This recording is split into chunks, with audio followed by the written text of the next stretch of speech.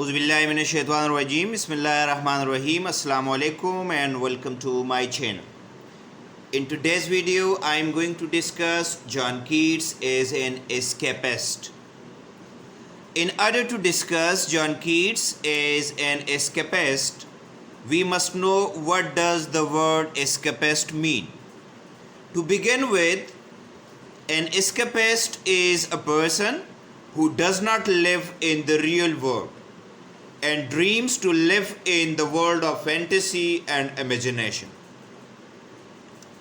Escapism is generally associated with the poetry of John Keats. He is so called because he wishes to fly to the ideal world of happiness, beauty, and imagination through his viewless wings of poesy.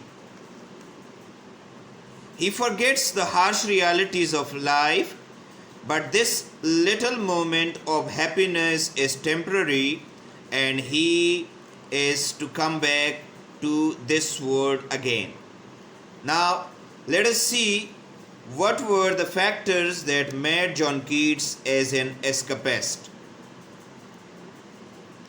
Among the many factors, the most important factors are as under. Number first, excessive sorrows and sufferings. As we know that life is not a bed of roses, each person in this world is suffering from sorrows and difficulties. John Keats was also a human being like us. He was also facing many sorrows and difficulties.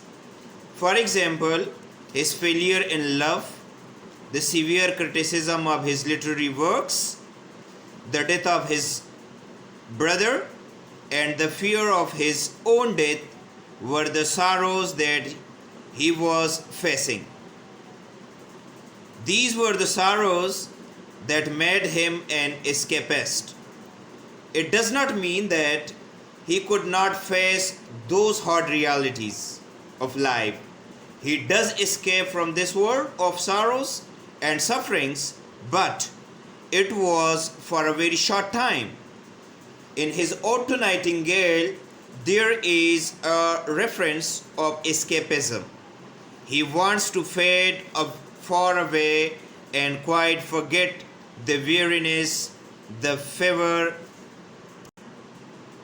and the fret. Number second, his quest for beauty. The quest for beauty is another factor which made Keats an escapist.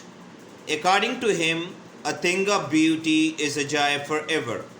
Beauty is his religion, and he is always in the mood to jump into the ideal world of beauty. As we know that in Keats' poetry, we do not see any political or revolutionary ideas to propagate, so he is always in search of beauty and happiness, for which he escapes from this world to the imaginary world of happiness. For example, in his Ode to Nightingale, he creates an imaginary world and wants to escape from the pain and sorrows of the real world. Similarly, in his Ode to Grecian Urn, he escapes to the imaginative world of beauty. Number third, his love for Greeks. Love for Greek culture and art was another factor that made John Keats an escapist poet. He was in love with Greek sculptures and art. Physically, he could not travel in the past, so through his power of imagination, he escaped to the world of beauty.